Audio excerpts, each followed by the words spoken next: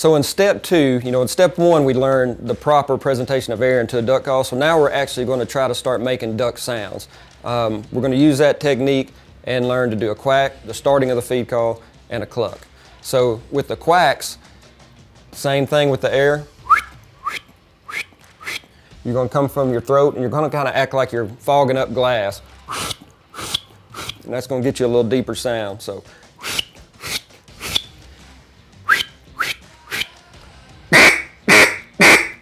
If you want a little more throat in it, I like to use the word dwit.